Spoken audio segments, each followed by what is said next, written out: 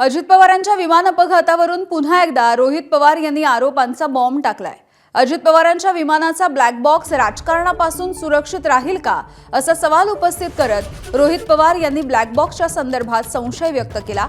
इतकंच नाही तर विमान अपघाताचा तपास संथ गतीने सुरू असल्याचा आरोपही रोहित पवारांनी केलाय। सोबतच सरकारकडून तपासाकडे दुर्लक्ष केलं जात असल्याचाही त्यांचा आरोप आहे।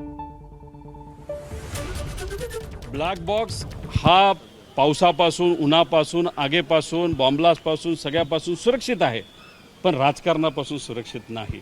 आता ह्याच्यात काय राजकारण चाललंय हे आपल्याला बघावं लागेल, खोलात जावं लागेल। पण उद्या या बाबतीत डिटेलमध्ये जाऊन काय घडलं असावं, कुठल्या नवीन गोष्टी आमच्यापर्यंत आलेल्या आहेत त्या नक्कीच तिथं आपल्यासमोर आम्ही आणू। ज्या पद्धतीने सरकारकडनं इन्व्हेस्टिगेशन चाललंय ते मंद गतीने, स्लो आणि कुठंच काही डिटेलमध्ये होताना दिसत नाही। ती VSR कंपनी अजूनपर्यंत ऑपरेशनमध्ये त्या ठिकाणी आहे। मग जर सरकारकडनं ज्या पद्धतीने इन्व्हेस्टिगेशन व्हायला पाहिजे ते होत नाही आणि ज्या ज्या गोष्टी आम्ही प्रेडिक्ट केल्या होत्या की उद्या जाऊन ते म्हणू शकतील ब्लॅक बॉक्स बंदच आहे, जळलाच आहे, मग तो आता भारताच्या बाहेर आपल्याला पाठवावं लागेल, या सगळ्या गोष्टीकडे कुठेतरी सरकारकडनं या इन्व्हेस्टिगेशनकडे दुर्लक्ष होत आहे का असा प्रश्न निर्माण झाल्यामुळे आम्हाला आमच्या मित्रांना, काही लोकांना त्यांच्याशी चर्चा करून अधिकची काय माहिती मिळते का हे आम्ही बघत असतो। त्यामुळे उद्या 10:30 वाजता डिटेलमध्ये या बाबतीत आम्ही प्रेस कॉन्फरन्स घेऊ।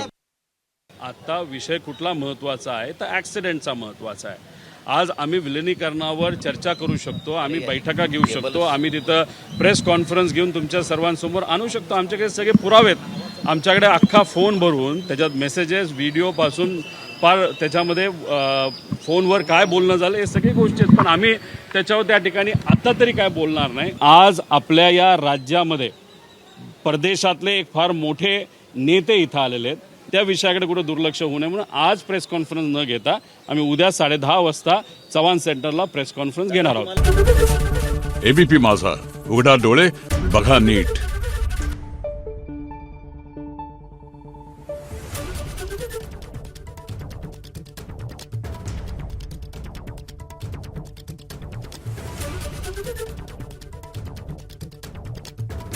Thank you.